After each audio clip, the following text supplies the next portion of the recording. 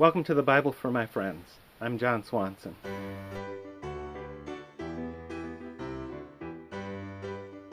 In this video podcast, I'm sharing with you some of the ways that I approach the Bible, ways that show up in my writing, in my teaching, in my conversations with God and other people, ways that have made people say, "You helped me look at the Bible differently." This time we're going to take a look at 5 more ways to look at the Bible. And last time we left it with the question, what version should I use in looking at the Bible? So that's number 6. Pick one. There's a saying about cameras that the best one to have is the one that's with you. When it comes to versions of the Bible, it's almost the same way. The best one to have is the one that you'll actually read. If you go to BibleGateway.com, there are a variety of options, English Bible, English language Bibles. And so take a look at those and pick 3 or 4 or 5 of them and just read a section of text from the different translations there. See how it feels, see how comfortable it is, how it sounds, how it feels to you. Really what I'm suggesting is that you take a test drive. I know that there are lots of ways to talk about different versions and translations and editions of the Bible, and in a later podcast we'll talk about that. But for right now, the best way to read is to actually read. So that's number 6. The next 4 ways to read involve community. They involve other people in the process. So for each of these, think about some friends that you can involve. And you may want to share with them this so they understand what we're talking about.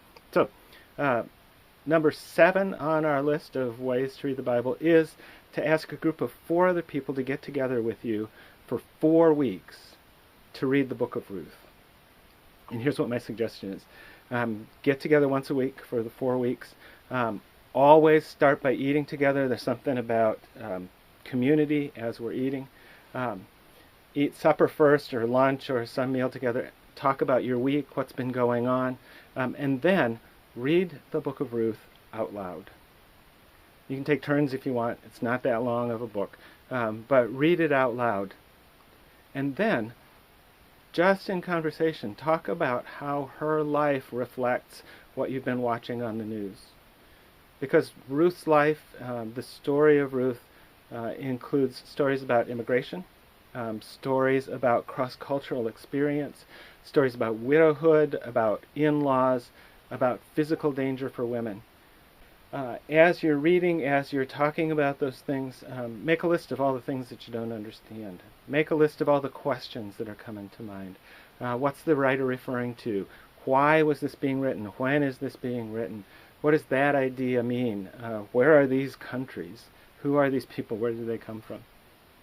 So, make that list and take a week. And during that week, look for answers. Not necessarily together, but each of you, if you've got a list of those questions, start looking for answers. Then next week, come back together, eat, read the book of Ruth again, and then talk about the things that you've discovered. What answers did you find in your living this week? What answers did people find as they looked in other translations of the Bible? What answers did they find as they had conversations with other people about this? And then see what questions you have again. Go away for a week, come back, eat together, talk about your life. And then talk about what additional things that you've learned. And then one last time, 4 times for going through this. Then the last time, try to summarize what is it that you've learned about Ruth, about the person, about the culture, about her relationship with God, about her relationship with family, about her role in the culture, and about what this might mean for one of the ancestors of King David. All right. Number 6, 7, 8. Number 8. Lots of us avoid the book of Revelation. It's that big science fiction book at the end of the New Testament. However, in the beginning of it, in chapters 2 and 3, there are letters that are being written to 7 churches. So get together with 6 of your friends and divvy out those letters and say, okay, you read this one, you read this one, and spend a week not together learning everything that you can about that church, about the community it's in, about the culture of the time. And then come together on Friday night for a couple hours or so, read all of the letters, and then have each person talk about what they learned. It's a reporting kind of thing. It's a teaching each other kind of thing. And then you can look for commonalities. Who's got the coolest church? Who's got the orneriest church? But in community, talk about what you discovered. All right, number 9, read the book of Job. This is a big book in the Old Testament. It's the one that we think about from time to time. We talk about somebody having the patience of Job, but most of us don't have the patience to read the story of Job, and that's what I'm calling you to. Get together again with a group of friends and read the book of Job out loud. And as you're reading it, divide it up into parts. Job talks, his wife talks, he's got some friends that talk, God talks in this. There's a narrator that sets the scene and wraps up the scene. So have each role read by a different person, and get a sense of the staging, a sense of the interaction, a sense of the story that's being told. And after some of the friends talk, you can stop after their speech and analyze why it was a really bad way to respond to somebody in struggle. Out of the course of this reading, and you can accomplish all of this in 2 or 3 hours on a Friday night or a Thursday night or a Tuesday night. But as a result of it, you get a better sense of, here are some of the lessons that we've learned about how to talk to people in suffering, and some of the things about what God does answer and doesn't answer. All right, last one for this video, John chapter 8. It's a story about a guy that was blind from birth.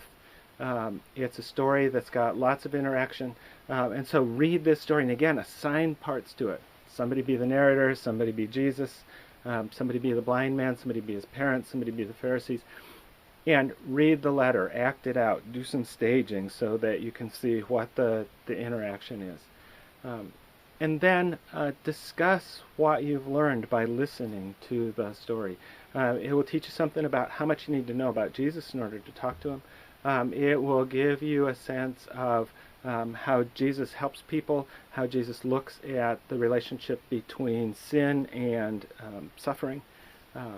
And it will give you kind of a fun evening as you listen to a guy who hasn't known Jesus very much take on the Pharisees. So there's 5 more things to take a look at. Thanks for stopping by again with the Bible for My Friends. I'm John Swanson, and I'll see you again next time.